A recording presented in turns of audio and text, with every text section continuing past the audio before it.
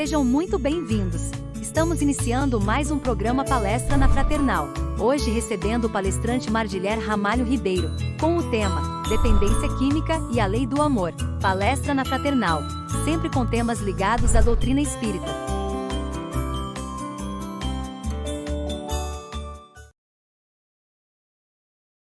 Boa noite a todos, boa noite meus amigos, boa noite minhas amigas. Nós que estamos aqui juntos, de forma virtual, elevemos os nossos pensamentos em gratidão e em agradecimento pelos nossos companheiros e companheiras que estão nos apoiando aqui neste vídeo e a vocês que estão nos vendo. Elevemos os nossos pensamentos agradecendo a Deus, agradecendo a Jesus pela oportunidade que nós temos de refletir a respeito do seu Evangelho. Nessa nossa noite de hoje, nós vamos tratar de um tema bastante atual e que parece que a maioria de todos nós achamos que é um tema contemporâneo. Mas quando, na verdade, é um tema que sempre existiu em todas as sociedades, é um problema social que sempre acompanhou todas as civilizações, desde as civilizações mais antigas. A única coisa que variou através do tempo e através das gerações, o tipo de substância que as pessoas ou os grupos sociais faziam uso. Nós vamos falar de dependência química. O que é a dependência química? E vamos falar da lei do amor, que é a aplicação do Evangelho para todos nós que estamos vivenciando esta situação.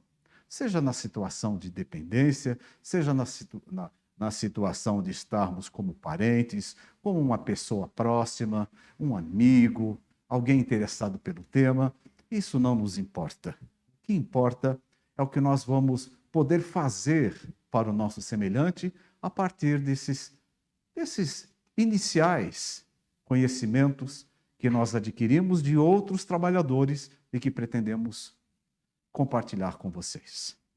De maneira, então, que nós vamos caminhando, então, dentro desse tema, iniciando primeiro pela contextualização da dependência química na família. Meu querido Jefferson, você já pode, por favor, colocar esse nosso primeiro slide, onde nós primeiro perguntamos para nós mesmos, porque nós temos o hábito de perguntar para as outras pessoas, de examinar a vida das outras pessoas. Nós ainda temos e carregamos conosco aquele hábito de olharmos o terreno do vizinho. E quando nós devemos nos olhar no espelho logo pela manhã e perguntarmos para nós mesmos em relação ao tema, eu sei o que é dependência química verdadeiramente? Será que se uma criança me perguntar, eu tenho condições de orientar? Será que se o meu neto, a minha neta, meu filho, minha filha, meu sobrinho, a minha sobrinha, um jovem, uma jovem, um senhor ou uma senhora querida do coração me perguntarem o que é dependência química, eu vou saber orientar? Ou eu vou dizer que acho que é alguma coisa e acabarei talvez levando esse nosso irmão, essa nossa irmã, por uma direção não muito interessante. Então vamos ver o que é essa dependência química e a aplicação da lei do amor, que é a lei universal, a lei do nosso Pai Criador, Criador de todos os universos, porque a ciência hoje não nos fala somente de um só universo, nos fala de multi-universos, de diversos universos. E como é a aplicação desta lei maior que existe em todos os universos e na nossa vida? É por isso que nós colocamos essa imagem nesse slide, porque é o Mestre Jesus que estende as suas mãos e nos dá a oportunidade de o seguirmos e de atendermos o seu convite na prática do Evangelho e da lei do amor. Aqui no nosso caso de hoje, vivenciando a questão do conceito, do que é inicialmente dependência química. Vamos lá então, Jefferson. Em todas as famílias, nós vamos encontrar, se nós fizermos um exame a miúde, acompanhando o que a nossa professora aqui no nosso slide nos pergunta e nos convida a gente, vamos compreender essa tal de dependência química? E por que a nossa professora está usando o verbo compreender?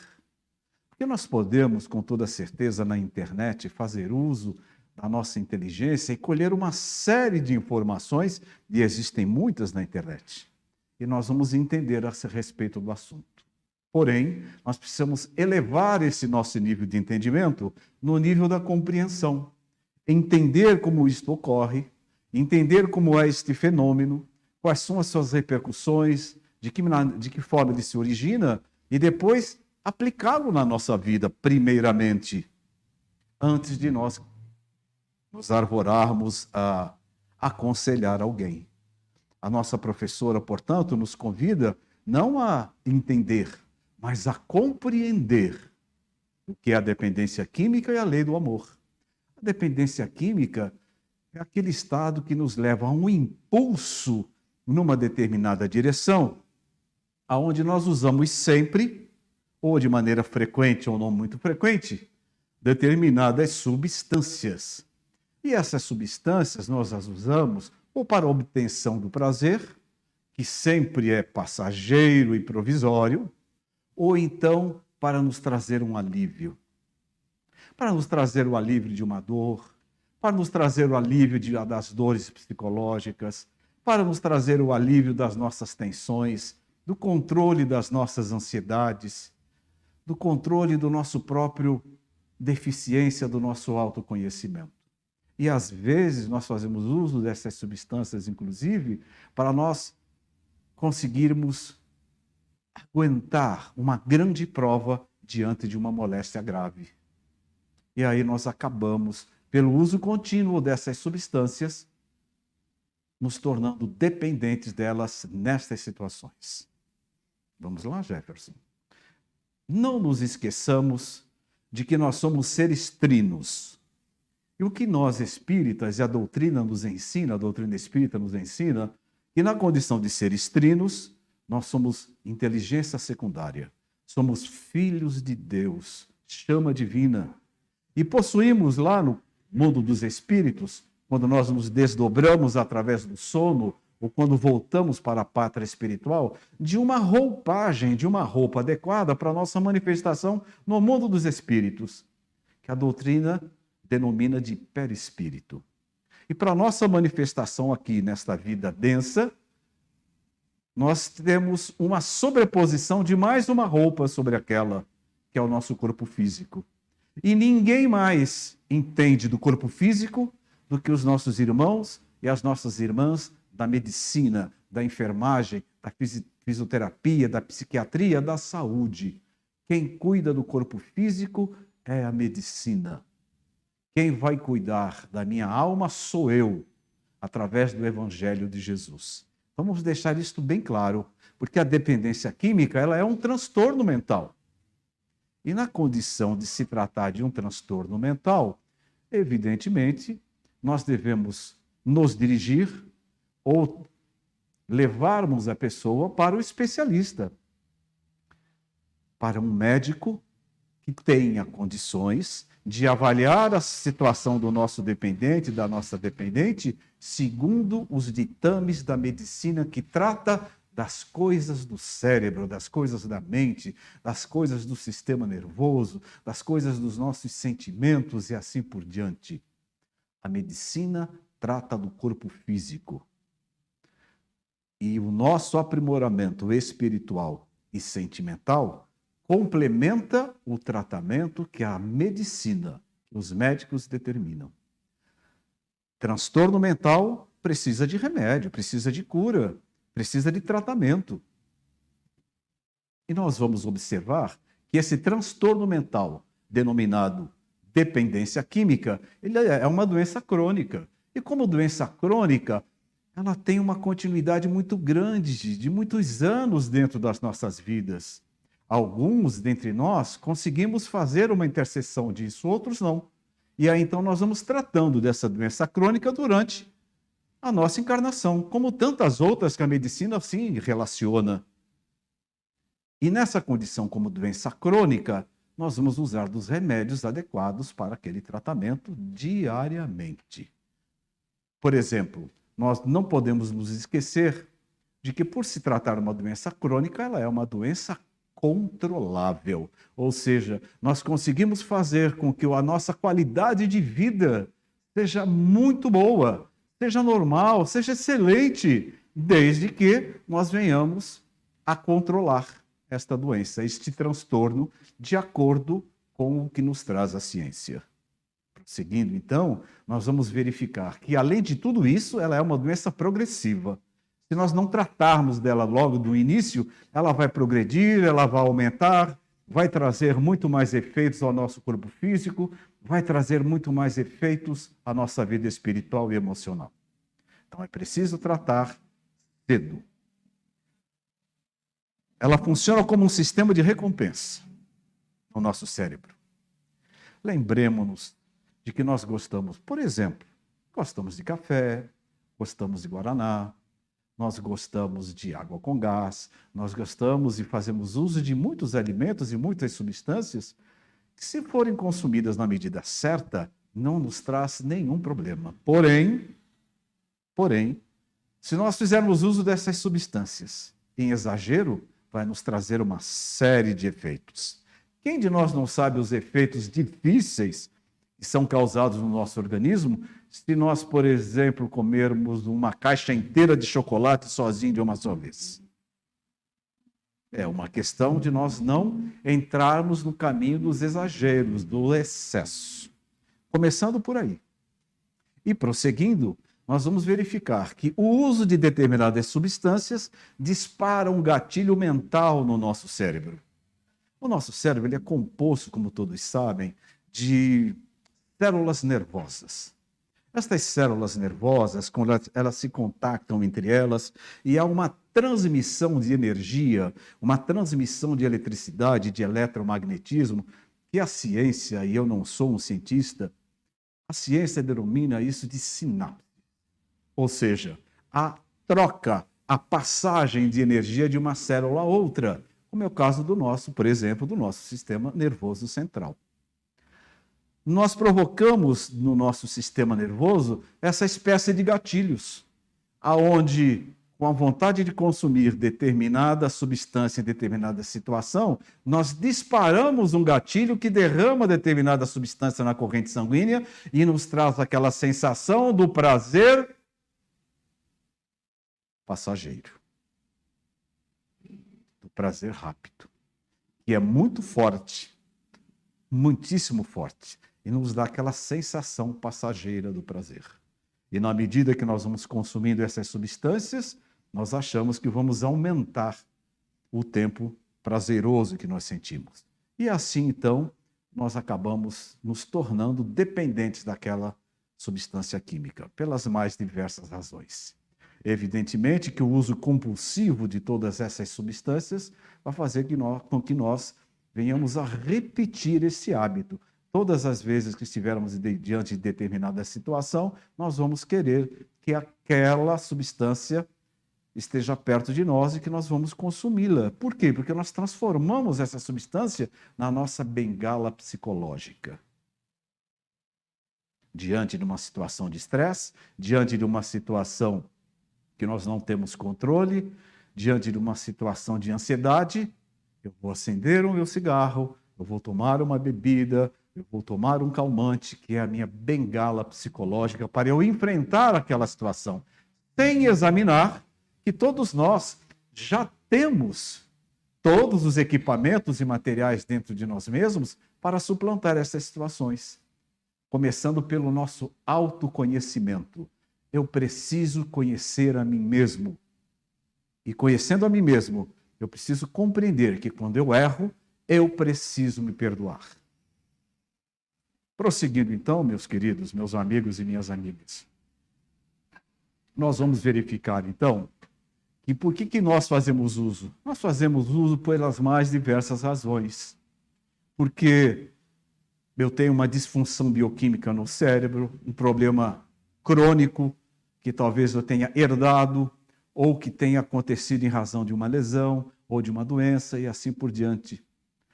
Em razão de uma grande depressão, esse mal que está tomando conta de muitas sociedades, de muitos grupos sociais em todo o planeta, esta doença chamada depressão. Quando eu estou em depressão, eu busco uma substância para aliviar a depressão. Se eu tenho algum transtorno de ansiedade, se nós, não quero dizer, trazemos algum trauma de criança, né, das nossas tenras idades. E tudo isso se resume na falta de Deus nas nossas vidas. Nós não compreendemos, nós não entendemos quem é o nosso Pai Criador.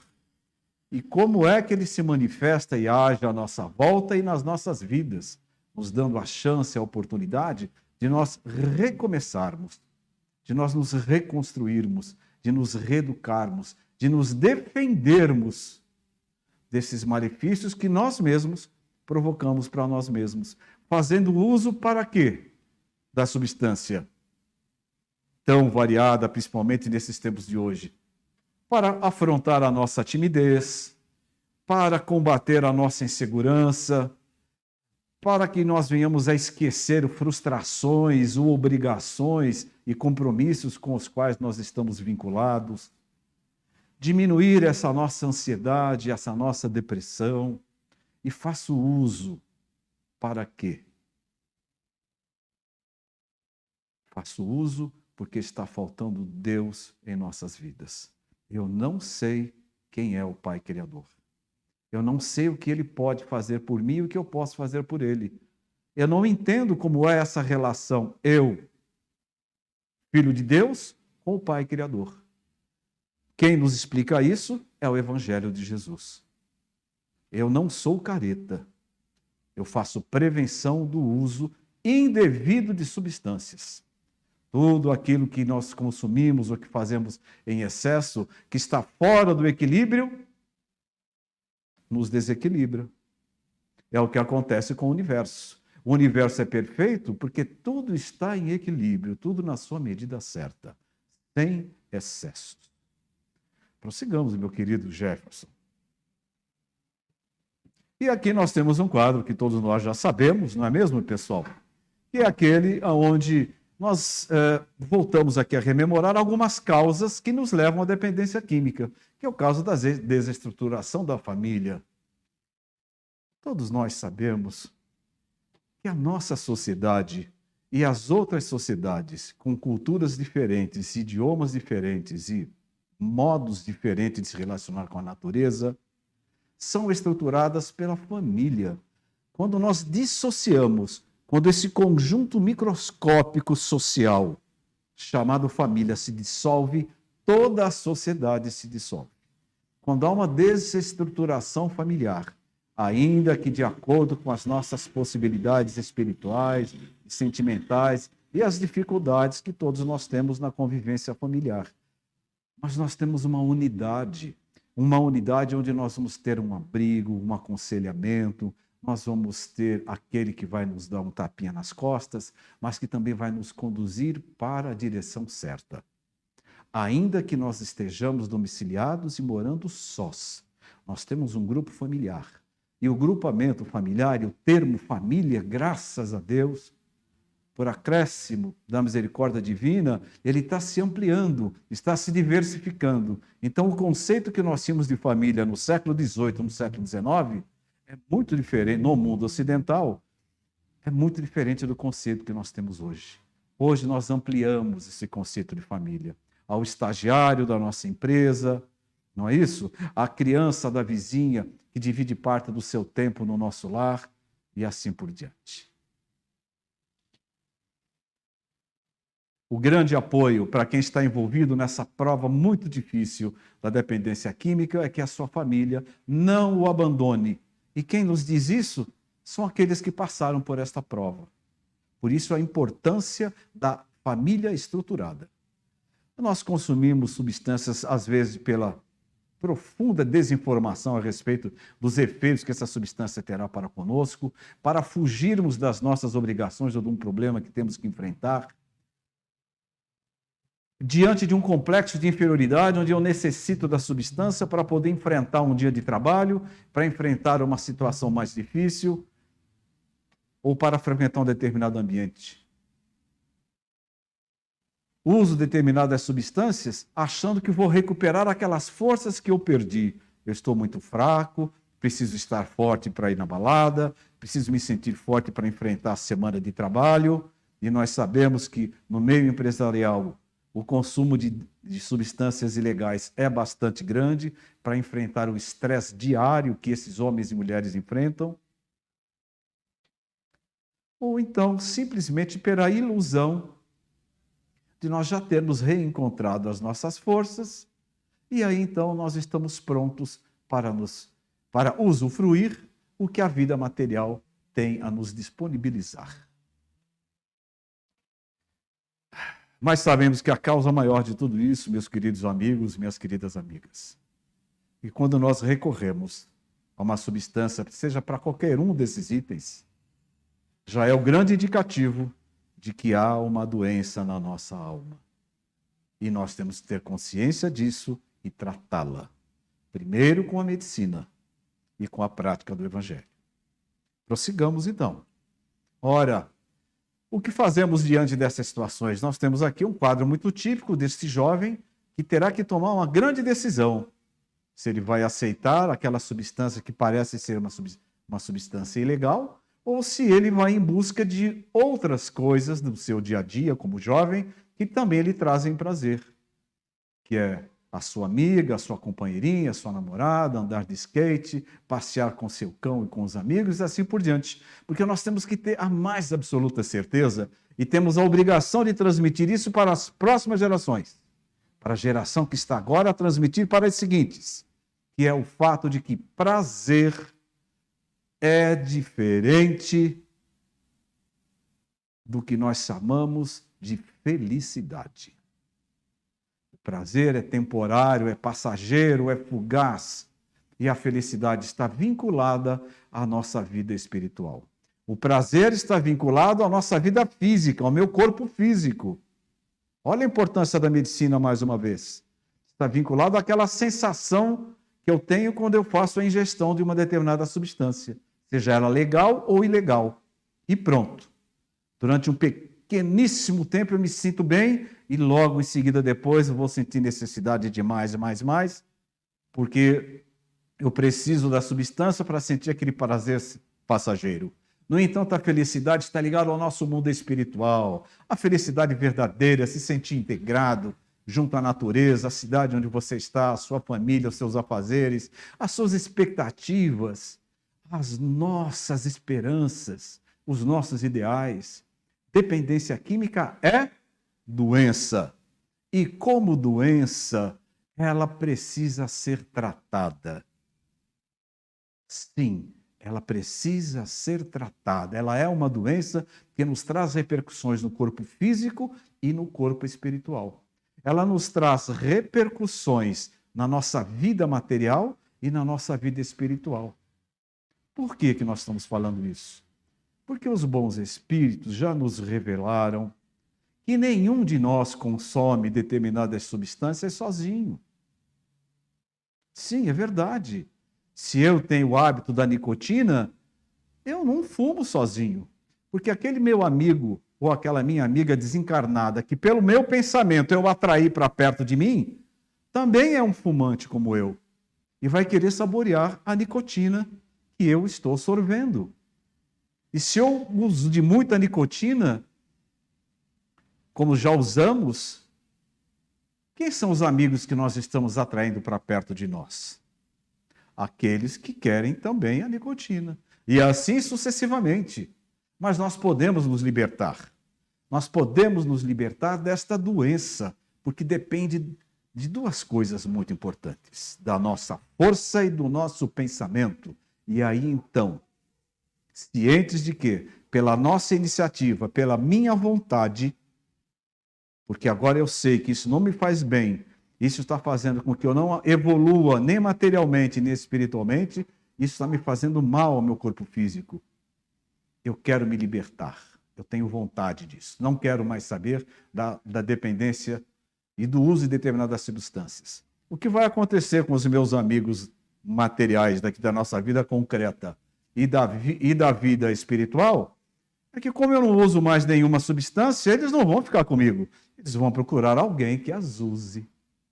E aí, então, eu estou com o meu campo mais aberto para receber a ajuda dos bons espíritos, assim como também dos bons companheiros de estrada aqui na nossa encarnação.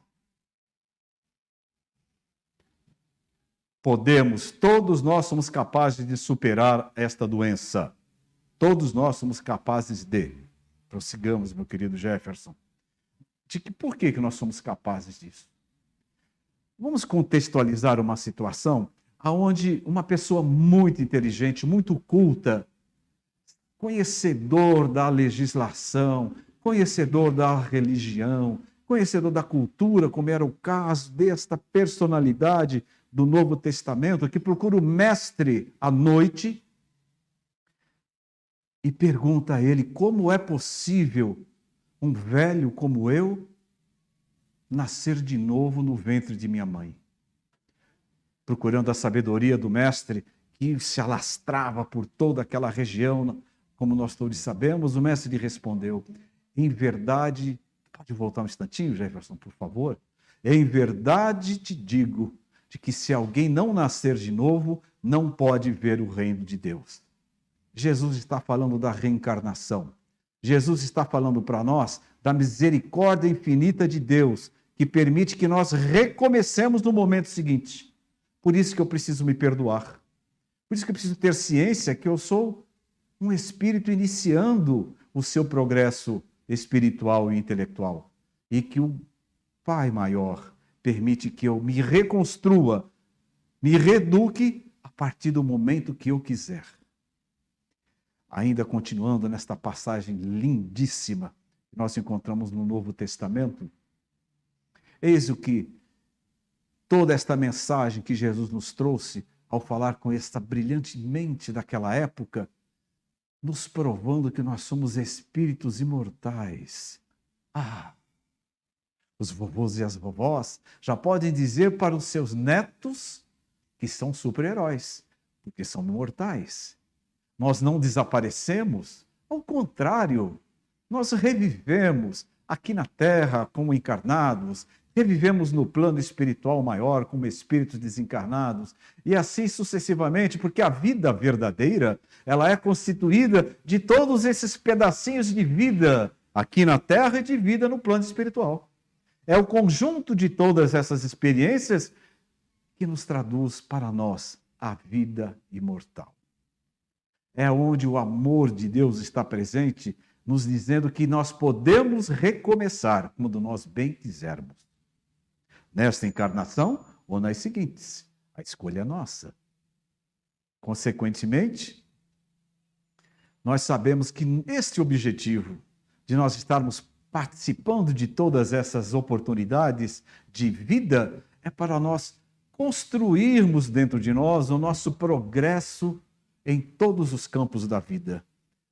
Deus quer que um dia nós sejamos espíritos quase perfeitos, porque perfeito é só o nosso Pai Criador. E sejamos colaboradores da sua obra de amor e de beleza dos universos. Mas para isso, nós precisamos desenvolver o conhecimento na matemática, nós precisamos conhecer as filosofias, precisamos aprender a trocar um pneu, precisamos aprender a arear uma panela na pia, ou seja, nós precisamos passar por inúmeras experiências nas mais diversas áreas humanas, da arte, das ciências e assim sucessivamente, para que nós tenhamos condições de desenvolver a nossa intelectualidade e a nossa moral.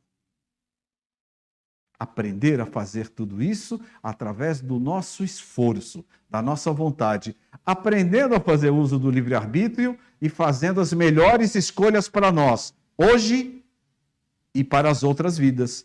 A semente que eu plantar nesse terreno hoje é esta semente que vai brotar uma grande árvore no futuro. Por isso, vamos aprender a fazer as melhores escolhas para plantarmos as melhores sementes. Nenhum de nós reencarna para ser dependente químico.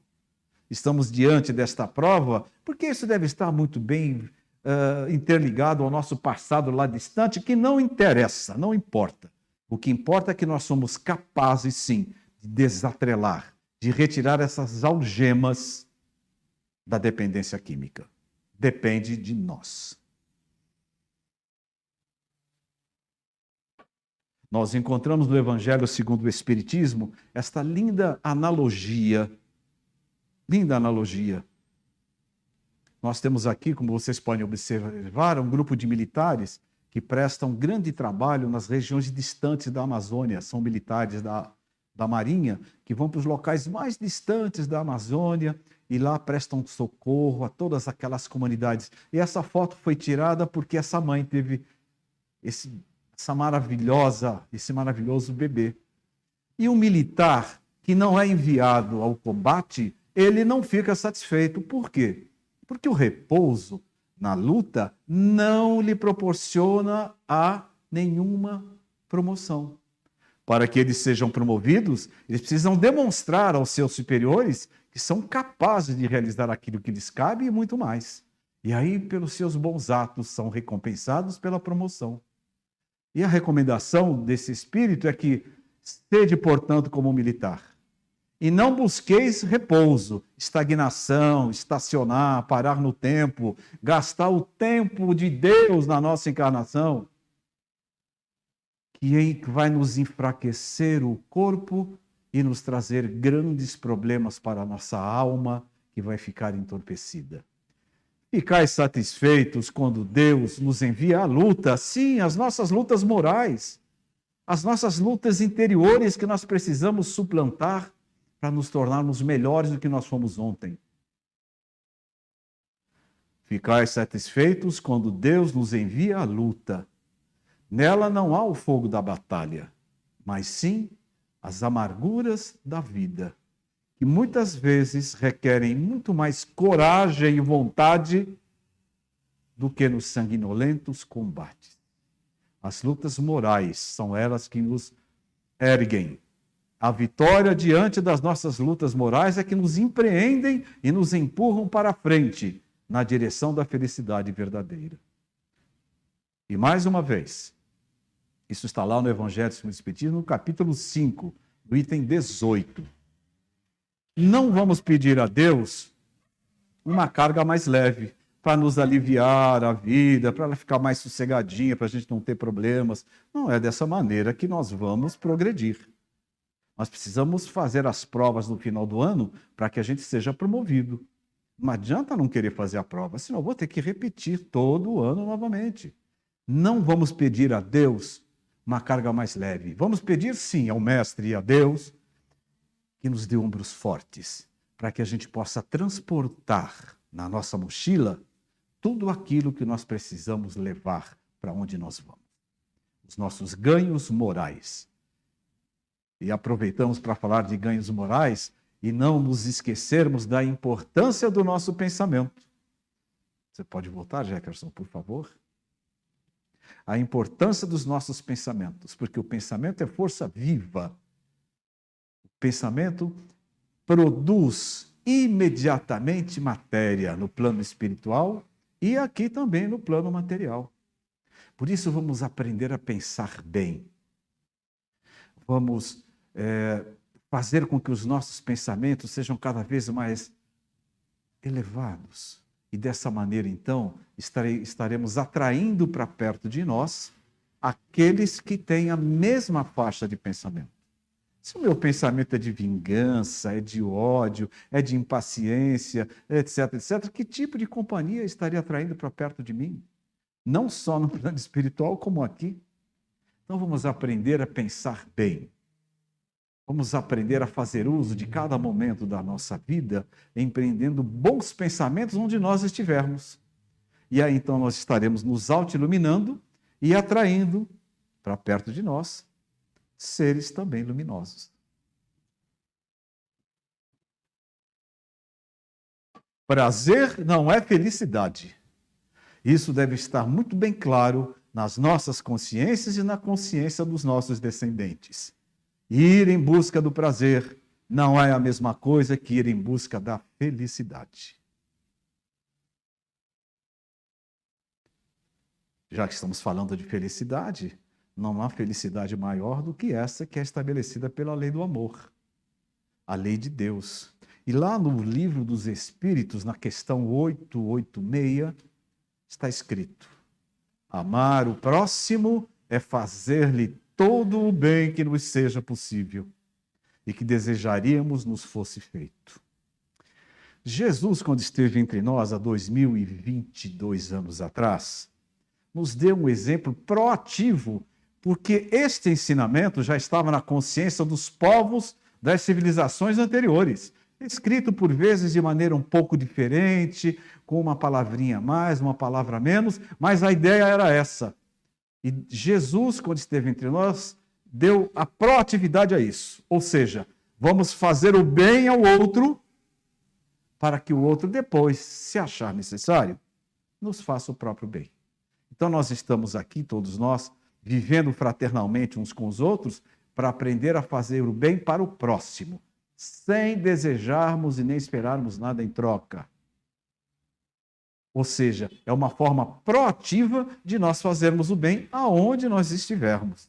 E por falar em falar o bem, falar de amor, nós vamos encontrar no Novo Testamento 3 parábolas que falam do perdão, que falam da misericórdia divina. Está lá em Lucas 15, de 1 a 32. E nesse nosso encontro de hoje, nós vamos trabalhar uma dessas parábolas, que é a parábola do filho pródigo. Aqui está o quadro de Rembrandt, que é chamado O Retorno do Filho Pródigo. E esse quadro hoje está vinculado à personalidade artística desse grande mestre da pintura, que fez esse quadro no final da sua encarnação.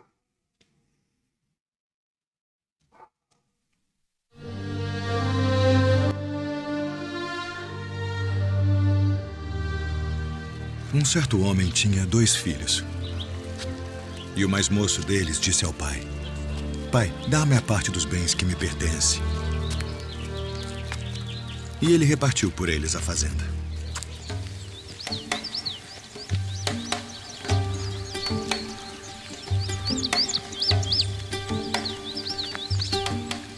E poucos dias depois, o filho mais novo, ajuntando tudo, partiu para uma terra longínqua. E ali desperdiçou seus bens, vivendo dissolutamente.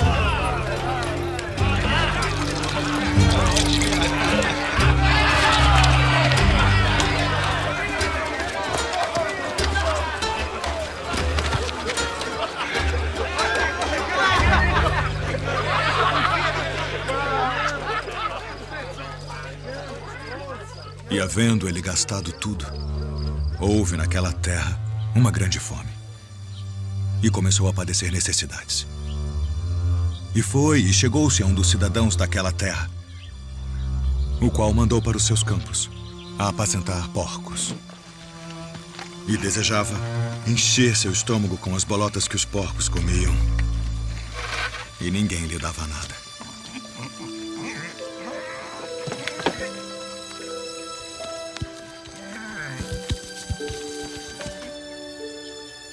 E tornando em si, disse: Quantos jornaleiros de meu pai têm abundância de pão e eu aqui pereço de fome.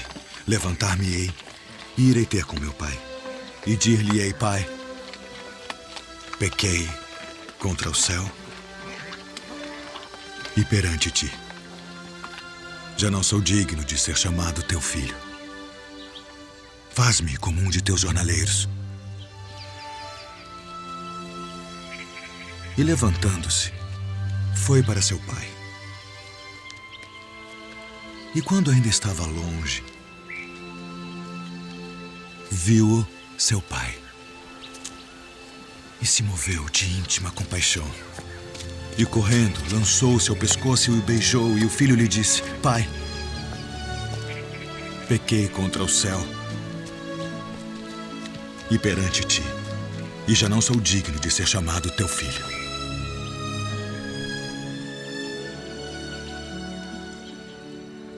Mas o pai disse aos seus servos: Trazei depressa a melhor roupa, e vesti-lhe, e ponde-lhe um anel na mão e alparcas nos pés. E trazei o bezerro cevado, e matai-o, e comamos, e alegremo-nos. Porque este meu filho estava morto e reviveu. Tinha se perdido e foi achado.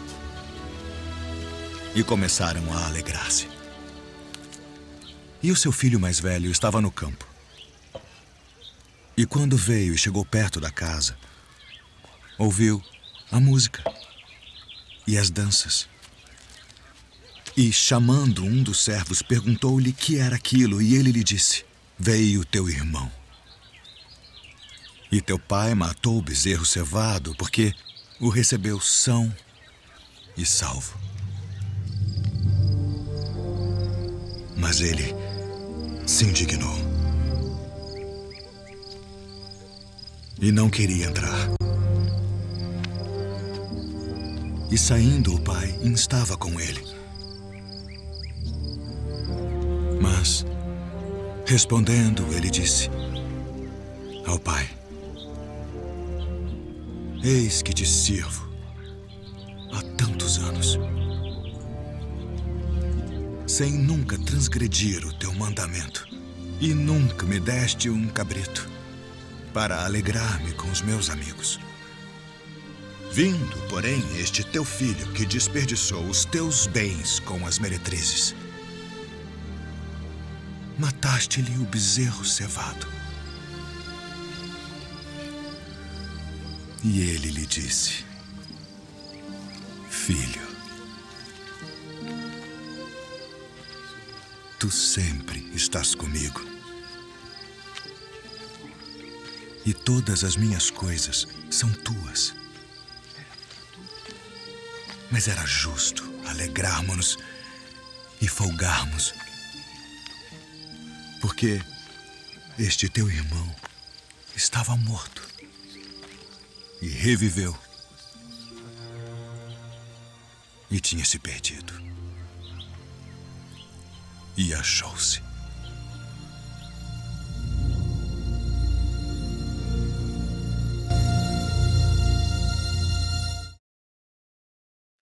Meus queridos, essa linda produção dos nossos irmãos e irmãs da Igreja de Jesus do Sétimo Dia fizeram essa maravilhosa produção.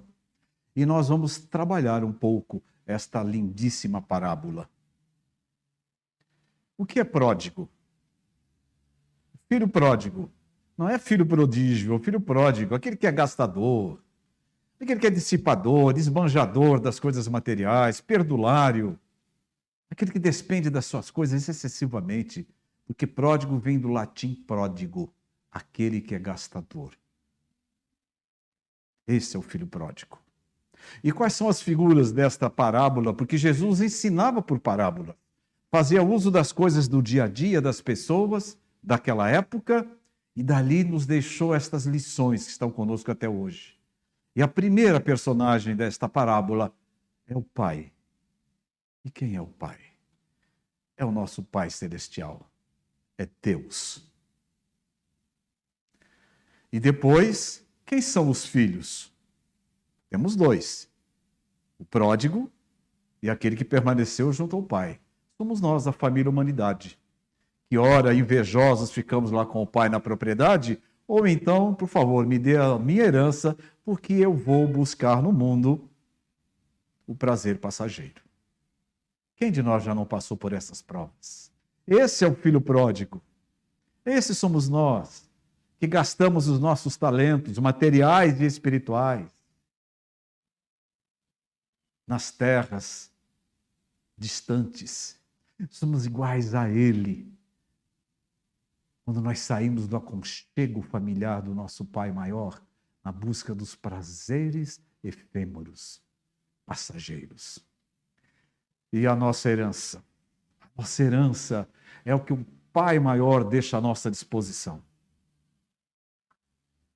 Todos os nossos predicados morais, todas as virtudes que temos dentro de nós mesmos, de que mantemos fechado como se fossem alguma coisa que guardamos dentro de uma caixa, num local ou num canto da nossa casa, que é a nossa própria alma, o nosso próprio corpo. Os talentos materiais e espirituais que o Pai permite que nós venhamos a desenvolvê-los em prol do nosso bem, primeiramente, e em prol do bem de todos os nossos semelhantes. Esta é a herança.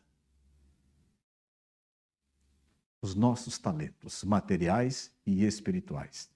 E Deus nos concede para que nós aprendamos a fazer bom uso deles na família, na saúde, nas nossas relações, nos nossos laços afetivos, durante a nossa juventude, fazendo bom uso da nossa capacidade intelectual e de todas as oportunidades que nós nos defrontamos na vida para a nossa evolução e o nosso crescimento enquanto espíritos imortais que nós somos. Nos afastamos do nosso Pai, pegamos os nossos talentos, a nossa herança e vamos para uma região longínqua. A região longínqua é o distanciamento da lei divina. Quando nos afastamos da lei de Deus, a irmã dor começa a tocar o seu alarme dentro de nós. Não precisamos fugir para países longínquos para nós encontrarmos a alegria de viver. Porque a felicidade, como bem espiritual que é, pode ser encontrada onde? Dentro de nós mesmos. A região longínqua, esse distanciamento da lei divina, a parábola nos mostra a presença, nesse momento, dos pseudo-amigos. Aqueles que estão conosco nas festas que nós promovemos. Aqueles que estão conosco enquanto nós ainda temos o dinheiro material. Aqueles que estão conosco enquanto nós ainda estamos, do ponto de vista emocional, não muito elevados, usufruindo das sensações ilusórias e passageiras. E se afastam imediatamente de nós, quando não temos mais o dinheiro, ou quando nós começamos a nos reconstruir e a voltar para o caminho da verdadeira felicidade. A nossa irmã dor promoveu dentro de nós a fome. Aquele pobre desse moço, desse filho pródigo nessa parábola, nesse ensinamento do nosso mestre, sentiu fome, não tinha o que comer, estava distante. Ele tinha que comer aquelas bolotas que eram um vegetal sem importância nutritiva nenhuma e que eram dadas aos porcos. Foi a única coisa que ele poderia comer. A fome nós sentimos quando nós não temos alimento. E a fome espiritual é a ausência dos bens espirituais perenes. Aquilo que Jesus exemplificou através do seu evangelho. A única coisa que o mestre fez foi mostrar para todos nós como é que nós devemos nos tratar uns com os outros. Não deixou uma linha escrita, uma palavra, somente o seu exemplo de como convivermos e suportarmos fraternalmente uns aos outros. Voltar na casa do Pai, que é esse momento maravilhoso da parábola, é quando eu resolvo, então não dá mais, isso não me serve mais, não está trazendo nada para mim, eu retorno para a casa do Pai e me reencontro com Deus. Eu me reencontro com o Pai Criador, com os verdadeiros valores. Eu desperto para os verdadeiros valores da vida eterna, dessa e das seguintes, pois que eu vou colher no futuro aquilo que eu plantar hoje. Eu vou colher na minha vida espiritual, quando terminar minha tarefa na terra, o que eu plantar aqui. E assim sucessivamente. E aquele filho obediente que ficou lá com o pai, cheio de inveja, que é o que nós faríamos se nós estivéssemos lá no lugar dele, não é mesmo? Iríamos dizer para o nosso pai, puxa, você não me deu nunca nem uma galinha, e agora me dá um boi inteiro cevado para comemorar a vinda deste meu irmão que gastou a herança? O cumpridor dos deveres, porém ciumento, egoísta e sem compaixão. E quem de nós já não fez esse papel? Mas o pai lhe disse, filho, tu estás sempre comigo, e tudo que é meu é seu. Mas era preciso que festejássemos e nos alegrássemos, pois esse teu irmão estava morto e tornou a viver. Estava perdido e foi reencontrado. Olha a felicidade deste pai. E aqui nós vamos fazer um preâmbulo, porque olha a sabedoria do mestre, que está nos trazendo esta figura do pai num momento em que isso não acontecia naquela época. O pai não ia dispor simplesmente da sua herança, entregar a um filho e depois ficar orando para que ele voltasse. não iria, em hipótese alguma, beijar um filho, porque um pai naquela época não beijava um filho. Um pai naquela época não saía correndo para abraçá-lo quando ele voltou, depois de dissipar parte da sua fortuna. É Jesus nos trazendo esta figura para permanecer em todas as gerações futuras, a verdadeira casa do nosso Pai Criador, que é todo amor, justiça, bondade, felicidade, desde que nós percorramos as nossas andanças pelas nossas vidas, mediante o cumprimento das suas leis, que é a lei do amor e da fraternidade. Nenhum pai abandona filho, muito menos o nosso Pai Criador. Que dizer do nosso Pai Criador que nos espera, tal qual na parábola, que a gente retorne para casa. É o perdão infinito de Deus que nos permite a nossa transformação interior depois das nossas vivências e das nossas escolhas, que nos acolhe com bondade, com misericórdia, perdoando e esquecendo o que nós fizemos antes. E a sua justiça perene e verdadeira acontece em todos os lances da nossa vida. Nós não temos o direito de desequilibrar a emoção de ninguém, e nem a nossa. Por isso, nós devemos nos afastar desses sentimentos difíceis que nós acabamos acumulando à nossa volta. Da inveja, do ciúme, do orgulho, da vaidade, essa chaga que ainda acompanha a nossa humanidade, a inveja, a intemperança, o egoísmo. Nós nos achamos a cereja do bolo e nós somos crianças espirituais iniciando a nossa caminhada. Deixemos esses sentimentos e vamos sim construir bons sentimentos, bons pensamentos, que vão ser o sustentáculo da nossa felicidade. E um dia nós seremos anjos, porque esse é o desejo do Pai. E o que é um anjo? Um anjo é Jesus e tantos outros espíritos da sua faixa de evolução, que são nada mais do que trabalhadores de Deus na constituição da beleza e do amor universal. Em cada uma das nossas encarnações, vamos evoluindo a nossa asa da moral e a nossa asa da inteligência. A da inteligência nós vamos gradativamente transformando um dia em sabedoria. E a da moral nós vamos vivenciando, ultrapassando as nossas provas morais, porque um dia vamos amar universalmente. E para isso, eu preciso saber quais são as leis de Deus e colocá-las em prática. Não que se dizer de ficarmos aqui na teoria, de sabermos no Velho Testamento, no Novo Testamento, o Evangelho segundo o Espiritismo de cabo a rabo e não o praticarmos. Porque nós estamos aqui justamente para colocar em prática e aprendermos a usar o nosso livre-arbítrio, que não é absoluto, porque somos crianças. Ninguém dá liberdade absoluta a um bebê.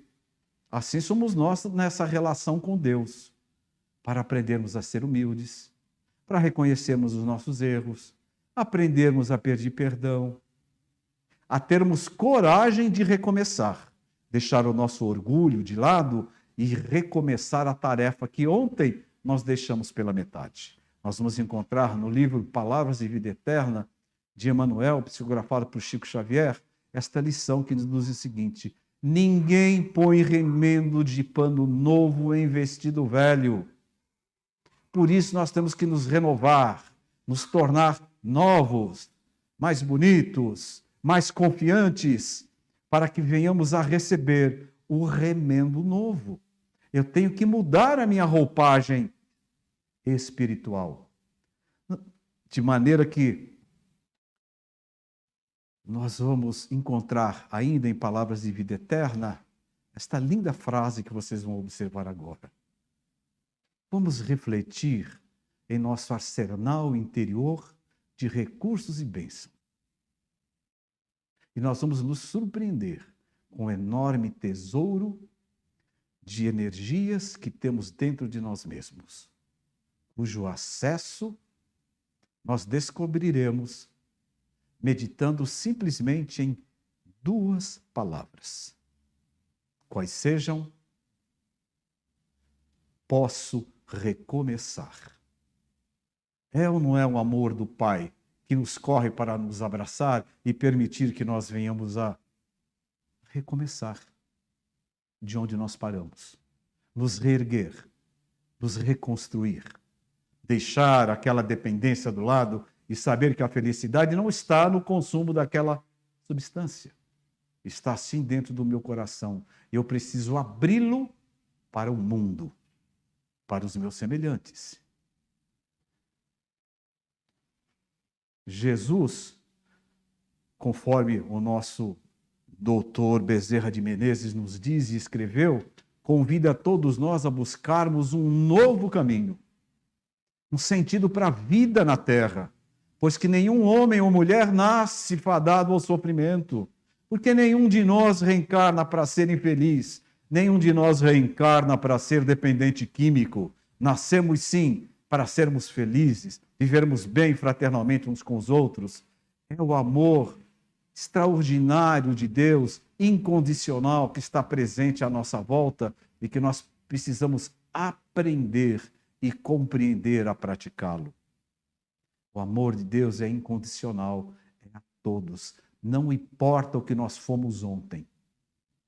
Importa que nós plantemos as boas sementes hoje. Veja então o que o nosso mestre, o que Deus propiciou essa tarefa ao nosso mestre Jesus, que está na sinagoga, lá em João 3,17, nos dizendo: pois Deus não enviou o seu Filho ao mundo para julgar o mundo. Jesus não esteve entre nós como juiz, como magistrado, mas esteve entre nós, sim, para que este mundo fosse salvo por ele. De que forma? Através do seu exemplo de amor e de fraternidade, exemplificando como nós devemos nos tratar. E que maravilha que é o amor de Deus, que é infinito e que nos permite a todo instante, a todo momento, a começar pelo nosso lar, que nós podemos recomeçar. Graças a Deus. Que nós estejamos sempre sensíveis aos ensinamentos do nosso Mestre Jesus, constantes lá no seu Evangelho, que nos propõe o trabalho, o esforço em prol da nossa felicidade, fazermos a nossa parte, e fazendo isso, nós estaremos promovendo o progresso da nossa família, do nosso grupo social, da nossa sociedade, do nosso país, do nosso planeta, pois que não estamos sozinhos. Graças a Deus, eu posso recomeçar. Muita paz a todos, fica um abraço fraterno desse mero estudioso da doutrina que precisa muito praticá-la. Deus os abençoe.